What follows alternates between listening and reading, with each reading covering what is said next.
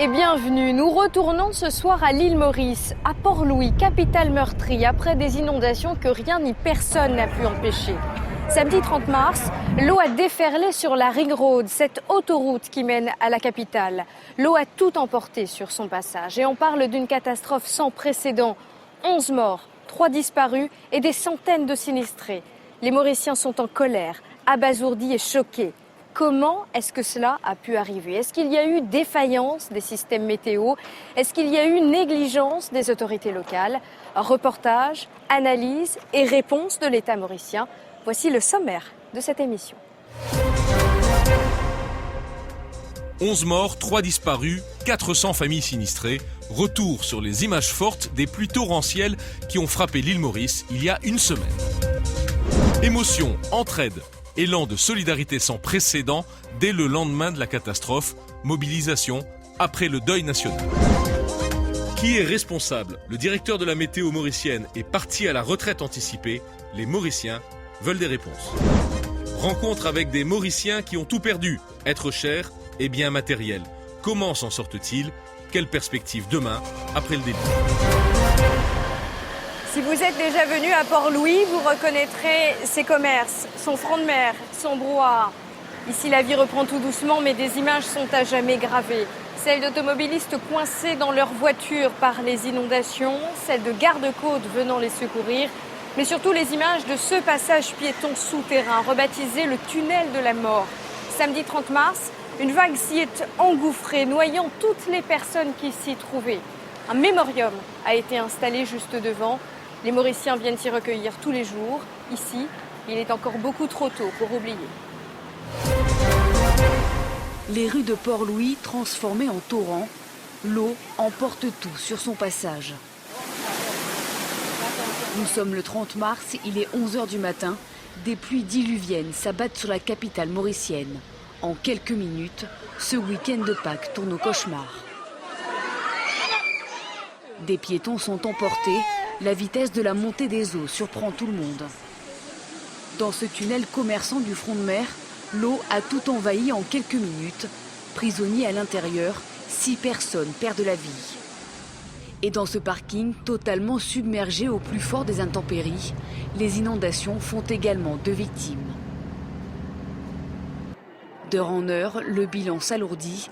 Sur le front de mer, 2 piétons meurent noyés et une habitante de Grande-Rivière en difficulté chez elle décède d'une crise cardiaque. Sur le réseau routier, c'est le chaos. Partout les mêmes scènes, carambolage, accidents en série, véhicules encastrés les uns dans les autres et à l'intérieur, des passagers pris au piège.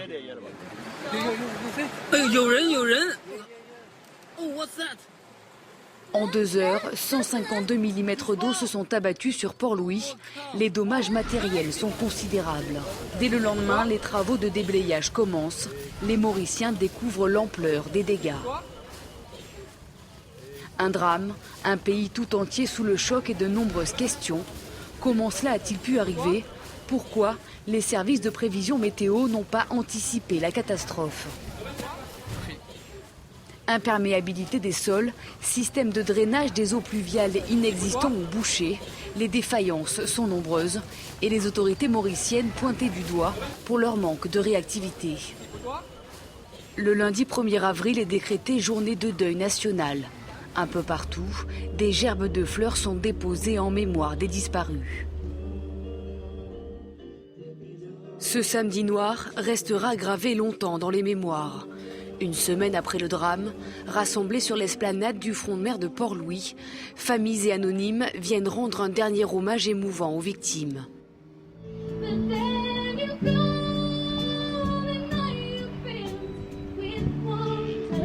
Au total, ces inondations ont fait 11 morts et 3 personnes sont toujours portées disparues.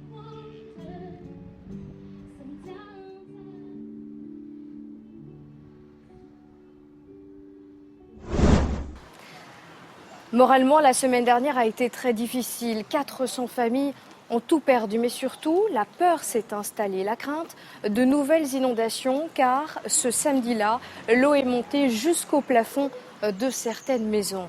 Joanne, vous habitez juste au bout de la rue, vous étiez là ce jour-là, vous avez pu sortir à temps. Oui, Je l'ai pu, on va dire, pas tout à fait sortir à temps. J'étais à l'intérieur de la maison, les enfants dormaient et il n'y avait pas de bruit, il pleuvait tout petit peu. Et c'est là où tout à coup mon voisin qui vient frappe la porte hyper fort. Et en ouvrant la porte, j'ai vu que ma cour était inondée d'eau. Le temps d'aller chercher les enfants, c'était un peu trop tard. L'eau était arrivée quasiment près de mon épaule. Et si mon voisin n'était pas là, je pense que j'aurais pu me noyer. Et essayer de sortir de la rue, c'était encore pire parce que l'eau venait de tous les côtés. Et finalement, on était emportés par l'eau et je ne sais pas comment on a fait. Et j'étais totalement sur le toit du garage. Et en parlant de ça, actuellement, c'est pas aussi évident parce qu'il y a toujours la traumatisme de tout le monde, même de moi. Dès qu'on entend le mot de pluie, c'est la panique pour nous ici. Parce que vous vous dites que ça peut encore arriver? Ça peut encore arriver. Ça peut encore arriver et là, c'est la peur. On a peur de tout, en fait. Que ce soit de la pluie, le son des voitures qui passent, parce que c'est quelque chose que... C'est incroyable, c'est inimaginable. Une inondation, c'est gérable. Mais ce qu'on a eu, c'est ingérable. Ingérable.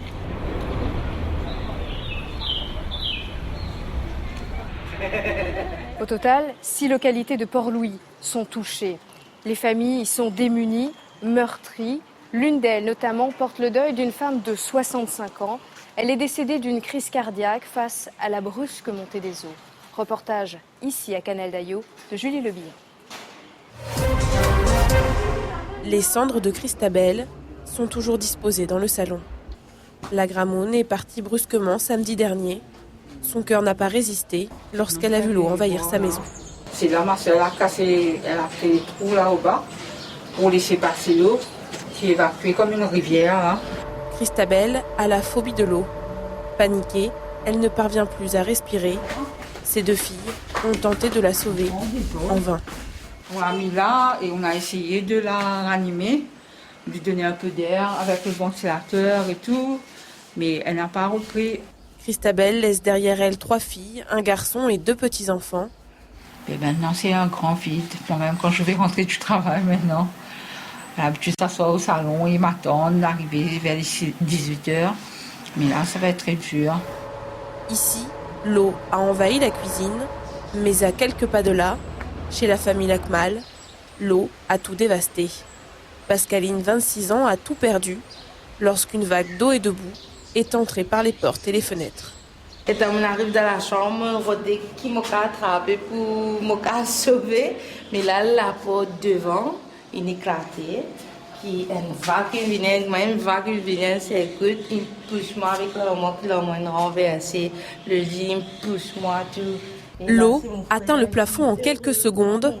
Pascaline sort par la fenêtre et grimpe chez ses parents au premier étage. La petite Kéra, 1 an, est emmenée chez la voisine grâce à une chaîne humaine qui s'est formée dans la rue. À l'étage, l'eau arrive déjà aux chevilles. Au rez-de-chaussée, toutes les pièces sont inondées. Ça, c'est un grand vide pareil comme devant. Ça aussi éclaté avec de l'eau. Mais là, moi, je suis dans la terre dehors. Certains meubles sont emportés par les flots.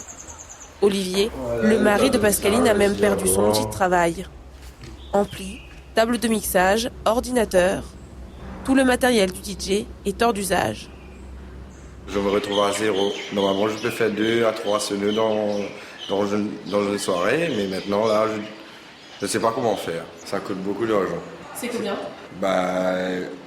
Le tout, je peux dire, ça arrive dans les 800 000 roupies. 800 000 roupies, environ 21 000 euros. Le couple s'est installé dans la maison en décembre. Leur assurance ne prend pas en charge les dégâts liés aux inondations. La jeune mère de famille a peur de tout reconstruire dans la maison familiale. Elle compte déménager. Pas connaître si voilà en bas, demain après-demain, on regagne de l'eau comme ça. Maintenant, si ça tu passes dans la nuit, définitivement, tu peux mourir parce que tu peux aller à la mort ici. Vendredi, la famille Lacmal a reçu un bon de 100 000 roupies, environ 2 600 euros à dépenser dans un magasin d'ameublement. Un bon remis par le Premier ministre à certains sinistrés. Une maigre consolation, pas assez pour reconstruire une vie. Rebondir au plus vite, une nécessité au lendemain de cette catastrophe. D'importants moyens ont été engagés et nous allons faire le point avec Marie-Christiane Dorine Tchekori, première adjointe à la mairie de Port-Louis. Merci de nous accueillir. On a vu les pelleteuses à l'œuvre. Est-ce que vous pouvez nous dire si la remise en état est terminée ? La remise en état n'est pas terminée. On a commencé depuis le même jour, depuis samedi, le jour où il y a eu l'inondation. Et on continue. Vous savez, il y a des priorités.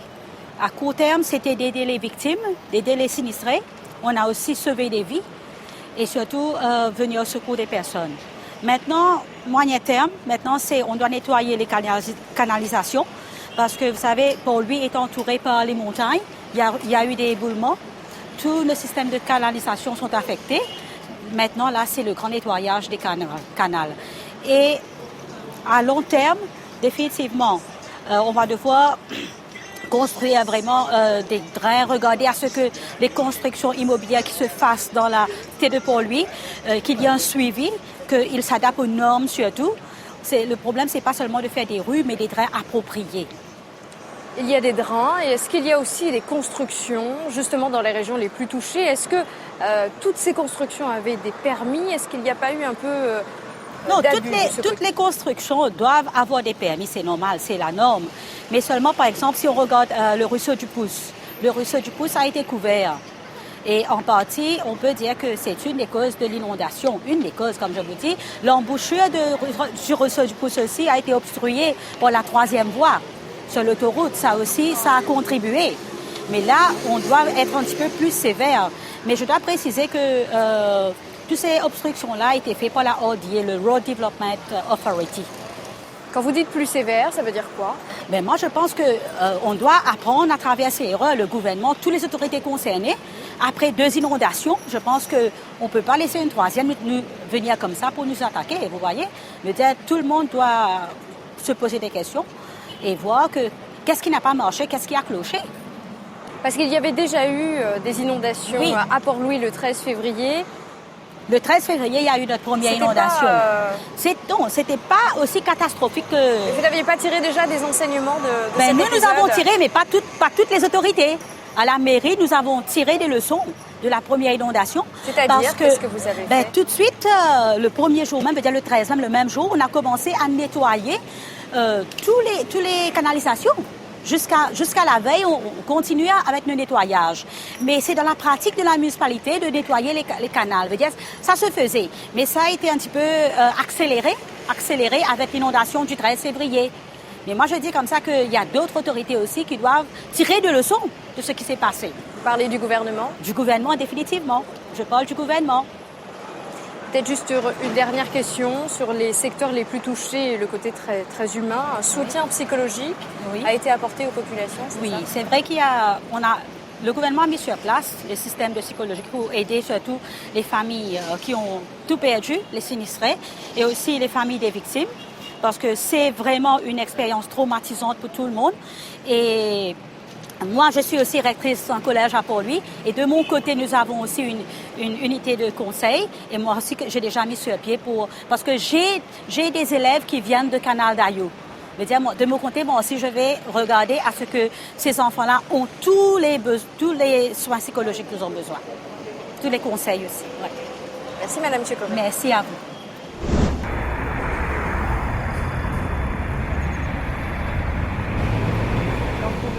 Faire face, même dans la douleur. Lundi 1er avril, la vie s'est arrêtée pour cette journée de deuil national, décrétée jour férié également par les autorités. Dans les localités les plus touchées, une chaîne de solidarité formidable s'est développée et on a vu des habitants venir de l'ensemble de l'île Maurice apporter un petit quelque chose à ceux qui ont tout perdu. La solidarité, on va le voir, c'est l'un des ciments de la société mauricienne. Solidaires dans la douleur, sur le dos, des sacs de vêtements, des draps et des matelas pour les sinistrés. Au lendemain de ces inondations meurtrières, l'ensemble de la population se mobilise. Dans le drame, les Mauriciens se serrent les coudes. Un peu partout, des collectes s'organisent. Les gens se déplacent, ils viennent ici personnellement, ils viennent faire la remise, ils viennent contribuer, ils viennent même aider. Des bénévoles d'un jour se chargent de faire le tri. En quelques heures, des montagnes de pantalons, vestes, chaussures ont été déposées par les habitants. C'est notre pays quand même qui a été touché, ça aurait pu arriver à n'importe qui. Ici, on récupère des denrées alimentaires, du réconfort pour des habitants qui ont tout perdu. Il y a super beaucoup de gens et c'est sûr que ça fait chaud au cœur. Même élan de solidarité dans les quartiers les plus sinistrés. Dans la maison de Nalini, l'eau a tout emporté. Spontanément, voisins, proches, anonymes se sont présentés pour lui venir en aide. On essaye d'apporter quelque chose qui est utile et de donner un coup de main. C'est ça, parce qu'ils savent que c'est un gros travail qu'il faut faire là. C'est main dans la main que les Mauriciens pansent leurs plaies. Sur l'île Sœur, peu à peu la vie reprend son cours, mais il faudra sans doute de longues semaines pour venir à bout des dégâts causés par ces inondations.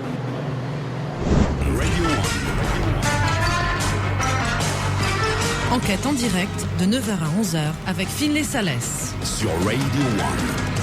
Presque 10h16 sur les ondes de Radio One. Bonjour et bienvenue si vous nous rejoignez. Alors les médias ont joué un rôle important et notamment Radio One.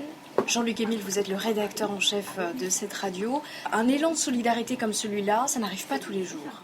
En tout cas, on peut dire que depuis dimanche, quand on a lancé l'appel à la radio, d'ailleurs, l'appel a été motivé par les appels téléphoniques des auditeurs qui nous demandaient justement qu'est-ce que nous allons faire. Nous avons une vocation sociale à Radio One avec nos émissions Enquête en direct également. On lance souvent des appels et les gens réagissent promptement. Et là, dimanche, on a vu déjà, quand on a lancé l'appel, on a dit les conteneurs vont arriver dans la semaine, mais déjà les gens sont arrivés avec leur sac de provisions pour mettre à l'accueil de Radio One. Donc c'est dire que rapidement, tout cela s'est mis en place. Dans les centres sociaux, les gens commençaient à garder les dons pour emmener ici à la radio. Et également dans les hypermarchés, où les gens, avec leur commission de fin de mois, déposaient déjà dans les caddies. C'est dire que rapidement, le conteneur de Radio One a été rempli, débordé même, avec les volontaires qui sont venus pour faire le tri des produits. C'est vrai, on a été vraiment bluffés par cet élan de générosité. Ça montre que les Mauriciens ont vraiment été traumatisés. Est-ce que le mot est fort ? Traumatisé, le mot n'est pas fort puisque nous avons vécu presque en live, donc ces corps qui sont remontés à la surface, les opérations de recherche et la montée des eaux heure par heure puisque nos journalistes étaient sur le terrain justement.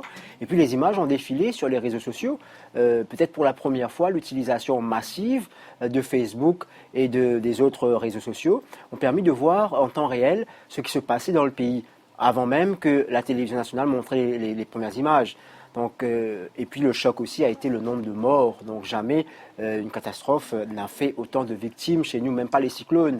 On était habitués avec les cyclones, mais là, avec les inondations qu'on a connues, c'était vraiment la première fois avec la montée des eaux dans la capitale. Les gens étaient vraiment dans la rue à cette heure-là, puisque c'était la veille de Pâques.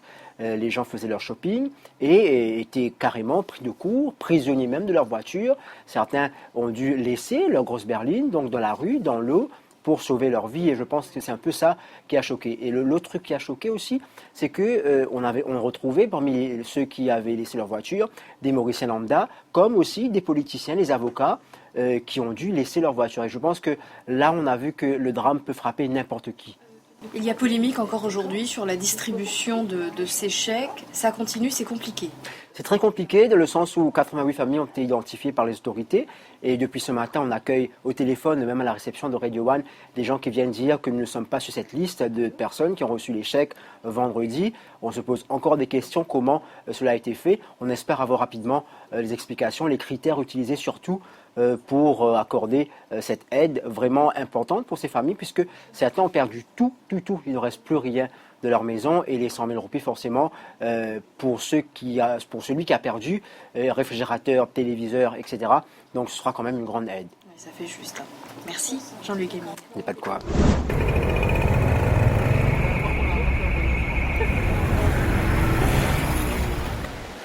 À qui la faute ? Les Mauriciens ont l'impression que ces drames auraient pu être évités. Et ils ont dit leur colère à la télé, à la radio et sur les réseaux sociaux. Le gouvernement et la station météo de Vacoa ont été désignés coupables. Le premier pour ne pas avoir installé les bons drains sur l'autoroute menant à Port-Louis. La station météo, elle, a été mise en cause pour ne pas avoir émis de bulletin annonçant les pluies torrentielles. Explication, Kevin Brouet. Ce n'est pas vraiment les beaux jours à Port-Louis. Pourtant, le chef-lieu a retrouvé un certain calme atmosphérique, les dramatiques et mortelles précipitations s'étant bien éloignées, l'heure est désormais à la chasse aux coupables. Premiers à être pointés du doigt, les prévisionnistes de Météo Maurice. Contrairement à leur homologue réunionnais, la veille du drame, aucune alerte forte pluie n'avait été déclenchée. Plusieurs élus ont alors dénoncé des manquements dans ces prévisions. Mais à une vingtaine de kilomètres du chef-lieu, dans leur bunker de Vacoa, les météorologues se justifient timidement. Selon eux, personne n'aurait pu prévoir ces précipitations hors normes. médicale en formation. Autant pluie dans un temps si court, en durée très très courte, en fait. Ça, c'est impossible. Il n'y a aucun modèle qui peut le dire. Sous le feu des critiques depuis les inondations, on reproche entre autres aux prévisionnistes la vétusté de leurs appareils de mesure. Le radar météo, par exemple, est hors service depuis plus de 10 ans. L'outil permet pourtant de visualiser en temps réel les précipitations, mais là encore, de toute façon, il n'aurait pu prévoir l'événement. Je sais qu'il y en a pas mal de gens qui sont en train de justement nous interroger sur le radar et tout. C'est vrai que le radar, laissez-moi vous dire une chose, le radar est un outil de nowcasting.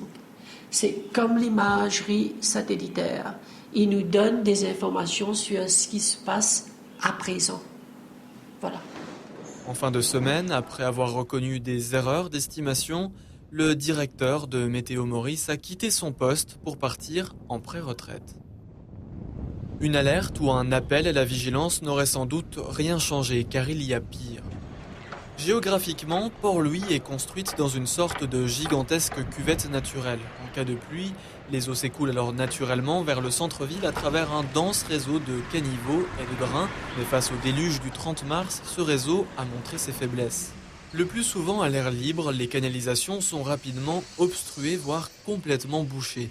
C'est en partie pour cela que les rues ont rapidement été submergées.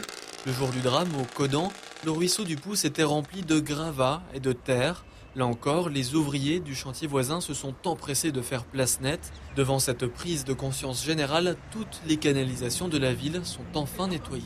On a pu débloquer beaucoup de caniveaux qui étaient bouchés et il y avait pas mal de drains aussi qui étaient soit par obstruction ou alors il fallait recanaliser l'eau proprement. Il y en a pas mal qui a été fait pendant cette semaine. Urbanisme sauvage, manque d'entretien des canalisations ou mauvaise anticipation météo. Pour définir les véritables responsabilités de la catastrophe, une enquête est en ce moment en cours auprès des différents acteurs de ce drame.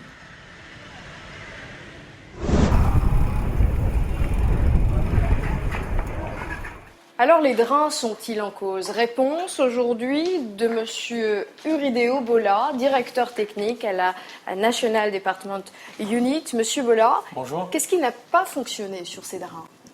Écoutez, comme on disait déjà avec tous les gens ici, que la pluie était exceptionnelle le 30 mars et ça a emmené tous les débris qui se trouvaient sur les routes, sur les cours des gens, et ça a emmené et fait des embouchures dans les canaux. Mais là où il y a les petits les obstacles, les petits obstacles dans les canaux, que tous les débris ont tassé là, et il n'y a pas un seul canot qui a été bloqué. Il y a plusieurs canaux qui ont été bloqués avec le débris que l'eau pluviale qui est emmenée, surtout avec la vitesse que ça descend en venant des montagnes. L'eau ne pouvait plus du tout s'écouler à cause de ces barrières en béton là que l'on a vues sur l'autoroute. Est-ce que ça ne pouvait pas être anticipé? Est-ce que ce n'était pas une erreur de les remplacer?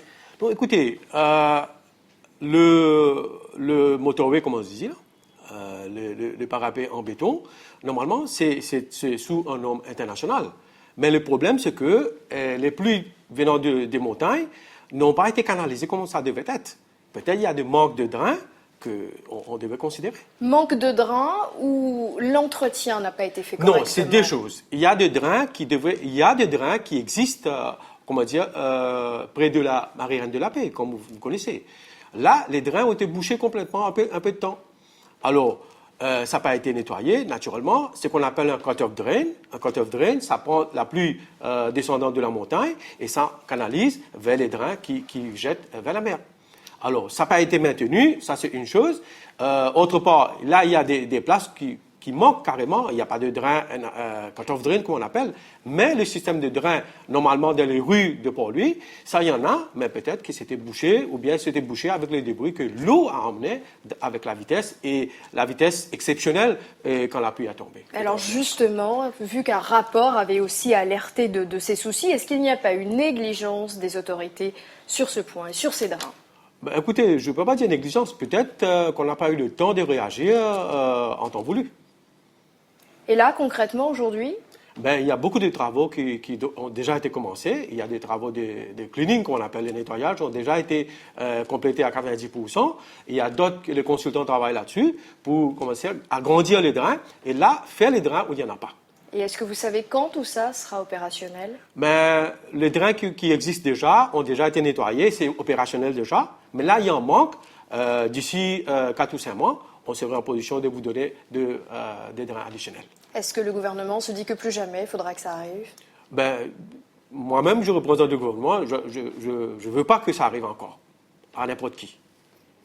Monsieur Bola, la responsabilité des services météo est également en cause. Ce samedi-là, il n'y avait pas de bulletin parce qu'il n'y avait pas d'école. Est-ce que c'est une raison acceptable? Bon, je ne peux pas faire des commentaires là-dessus, mais c'est la météo qui pourrait vous dire mieux.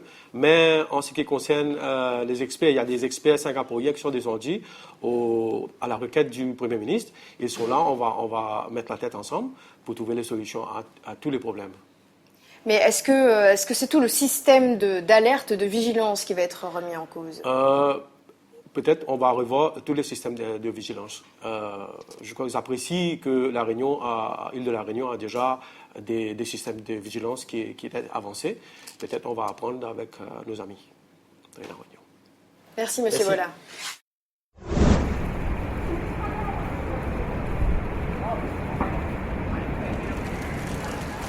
L'enjeu est social, mais aussi économique. À Port-Louis, ce sont 500 000 personnes qui transitent chaque jour. Et chacun en convient, ce samedi 30 mars, c'est presque un miracle que le bilan n'ait pas été plus lourd. Au Codan, le travail a repris, mais difficilement. Les Mauriciens ont confié à Julie Le Bihan ne plus avoir très envie de revenir ici, du moins pour l'instant. Le Codan, une semaine après. Les Mauriciens se font rares, le lieu n'attire plus pour ces magasins, c'est désormais un lieu de recueillement. Je suis venu vraiment pour rendre hommage à la famille, vraiment c'est tout. Je suis au parking au 3e étage et déjà aujourd'hui, normalement tous les samedis, il y a plein de voitures et aujourd'hui il y a de la place. Et moi je pense, je sens pour l'instant, il y a l'ambiance, il n'y a pas vraiment le même ambiance d'habitude. C'est pas pareil. C'est pas pareil comme avant.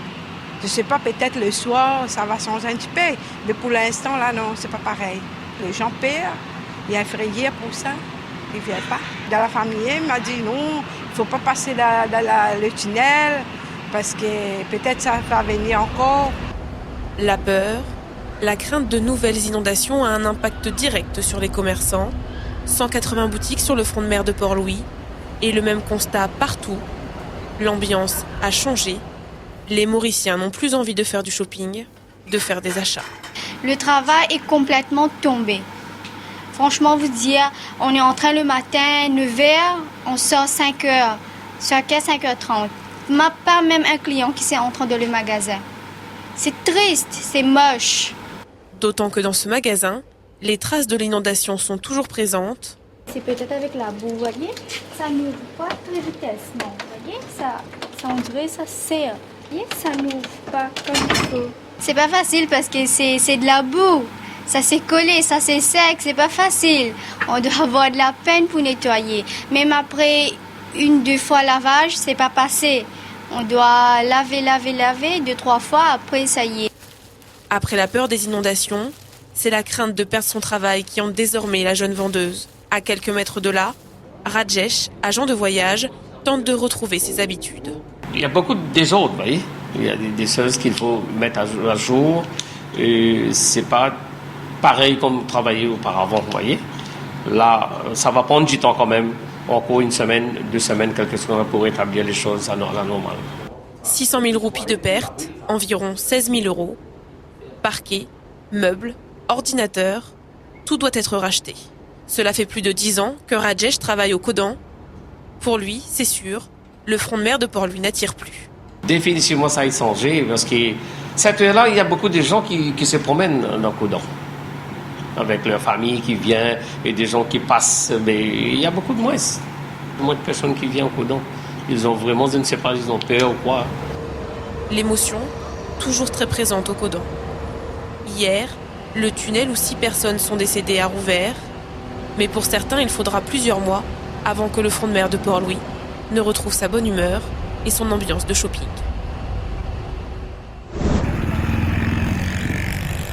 On aura compris que des décisions s'imposent après ces inondations. Le gouvernement mauricien les prendra en tenant compte des avis de ses différents partenaires, et notamment celui du Joint Economic Council, l'équivalent de notre Conseil économique à La Réunion. Dirigé par Raj Makound, il regroupe 9 fédérations et organisations. Raj Makound, merci de nous accueillir. Bonjour. Vraiment, le Joint Economic Council, c'est l'interlocuteur privilégié du gouvernement pour le secteur privé. Oui, le Joint Economic Council, qui a été formé en 1970, regroupe les instances du secteur privé. C'est une plateforme pour le privé de faire la coordination et puis d'intervenir auprès des autorités sur les dossiers économiques et dans ce contexte-là sur le dossier social aussi. Est-ce que vous êtes arrivé à chiffrer les pertes et les manques à gagner pour le secteur privé avec ces inondations? Valeur du jour, nos discussions avec l'association des assureurs nous ont démontré que le chiffre est autour de 375 millions pour les claims. On ne connaît pas encore, bien sûr, le coût sur l'infrastructure. Et je pense que incessamment, les autorités vont sortir avec un chiffre en ce qui concerne les dégâts complets, en ce qui concerne l'impact de l'inondation. Qu'est-ce que vous allez demander au gouvernement pour mieux gérer le risque inondation? Eh bien, nous pensons, a priori, il nous faut coordonner en ce qui concerne ce que le privé peut faire. Nous avons mis en place un mécanisme de coordination et on a 7 cellules en ce qui concerne les coordinations, par exemple, intervention vis-à-vis des enfants, intervention sur le besoin des équipements. Nous sommes en train d'établir une base de données, mais il nous faut aussi avoir l'interface avec l'État et surtout pour ne pas avoir quand même une répétition, faire des choses à doublons. Nous pensons aussi qu'il faut travailler de concert avec l'autorité pour, par exemple, travailler des systèmes d'alerte pour empêcher, pour pouvoir quand même alerter le grand public en cas d'inondation, des flash inondations. Parce que pour vous, la vie économique à Port-Louis ne peut plus s'arrêter comme ça a déjà été le cas au mois de février, puis là au mois de mars? Bien sûr. Nous pensons qu'il nous faut être en mesure de faire la coordination, de pouvoir opérer et avoir tout ce qu'il faut faire pour empêcher que, par exemple, on ferme toute une journée parce qu'il faut fermer que pour quelques heures. Alors, il nous faut être en mesure pour pouvoir faire ça. Peut-être une dernière question. Est-ce qu'un partenariat avec Météo France a déjà été envisagé? Nous pensons, qu'il faut travailler avec les compétences de la région. Par exemple, Météo France et au niveau de la Réunion, parce qu'il y a eu quand même, apparemment, vendredi, des alertes très bien planifiées au niveau de la Réunion. Et s'il nous faut avoir une coopération précise là-dessus, bien sûr, nous, on va encourager. D'ailleurs, on travaille avec la Réunion sur d'autres dossiers, par exemple, efficacité énergétique. Merci, M. Makound. Merci.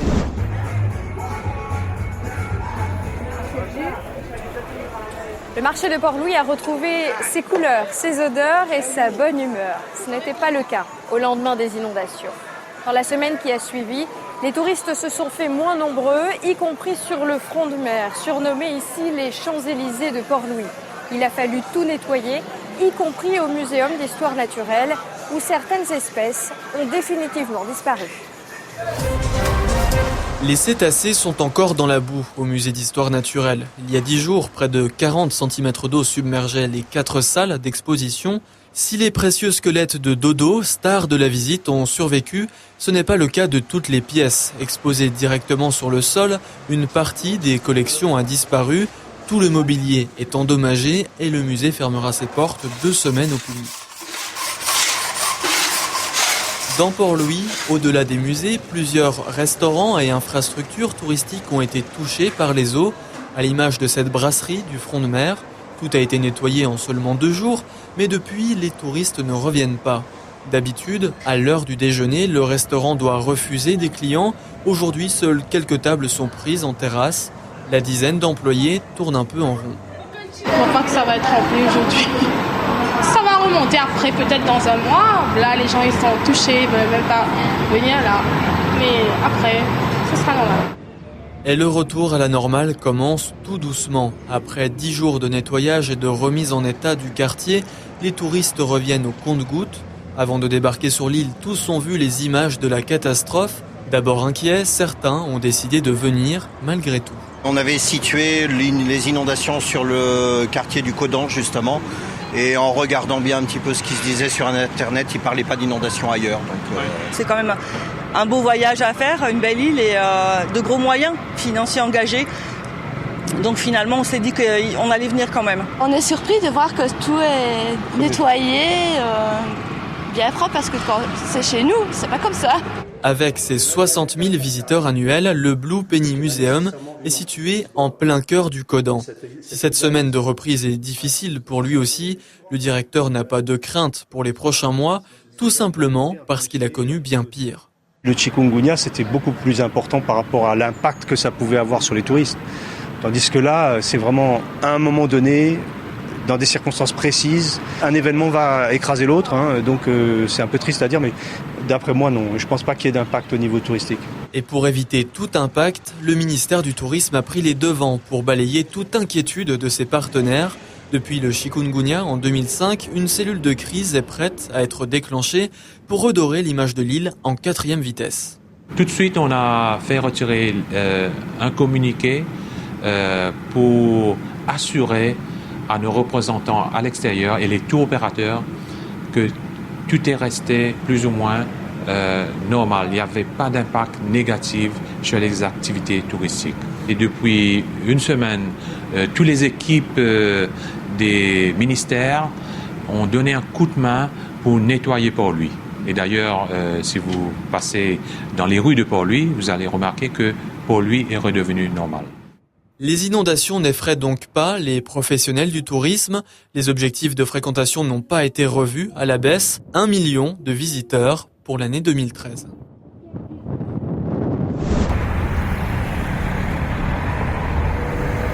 Si les drains n'étaient pas la seule explication à ces inondations, Port-Louis croît depuis plusieurs années, mais est-ce que la politique d'aménagement suit ? Ganesh Ramalingam est le président de la Chambre de commerce de l'île Maurice. Est-ce que vous pouvez nous dire, est-ce que tous les aménagements suivent ? Écoute, si vous parlez de l'inondation, c'est quelque chose qu'on a vécu presque la première fois à Maurice. On n'a jamais vu quelque chose pareil. Mais l'aménagement, je pense que tant bien que mal, on est en train de faire le maximum qu'on puisse faire. Et tant qu'au niveau du gouvernement, au niveau du secteur privé, et je pense qu'on fait le maximum. Mais comme je disais au départ, c'est quelque chose qu'on n'a jamais vécu, on n'attendait pas. Et on a eu beaucoup de pluie, mais toute l'eau canalisée est partie à la mer.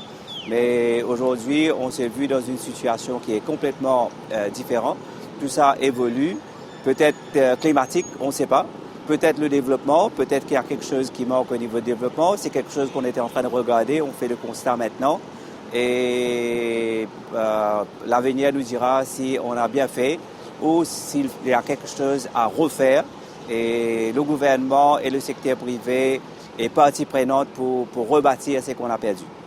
On a vu que Port-Louis est géographiquement dans une cuvette. Oui. Elle n'échappe pas à l'urbanisation. Est-ce qu'il n'y a pas eu des permis de construire donnés trop vite ? Je pense pas. Comme je ne sais pas si vous avez eu l'occasion de parler au ministre qui s'occupe de tout ça. Et tout l'aménagement, tous les drains ont été faits d'après les normes internationaux. Et certainement, quelque part, peut-être, on n'a pas pris en considération tous les critères, peut-être parce que, comme je le disais, c'est quelque chose qu'on n'a jamais vu à Maurice. Alors là, il faudra voir peut-être ce qu'on avait prévu. Il faudra revoir pour aménager d'autres possibilités maintenant qu'on voit. Encore une fois, c'est climatique.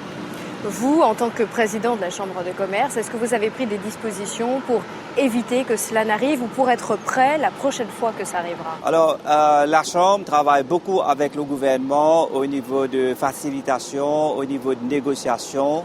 Et quand c'est arrivé la semaine dernière, Et nous, on a travaillé avec tous les secteurs privés et tous les ONG. On a essayé de mettre quelque chose de structuré en place pour aider les gens qui ont eu des problèmes et les sinistrés. Et en même temps, on est en train de travailler avec le gouvernement pour essayer de trouver une solution beaucoup plus claire pour l'avenir. Mais est-ce que vous vous dites qu'une politique à long terme doit être envisagée pour la croissance du port en lui-même? Tout à fait. Comme je dis, il y a une politique à long terme. Et le développement, et quand il y a développement, bien sûr, il y a autre chose qui arrive. Et là, on va revoir tout ça avec le gouvernement, avec les personnels concernés, pour voir s'il y a besoin d'une canalisation beaucoup plus efficace pour l'avenir. Tout ça à long terme. Merci, Monsieur Ramanagov. Merci. Fin de cette émission. Merci de nous avoir suivis jusqu'ici à l'île Maurice. Excellente suite de programme sur Antenne Radio.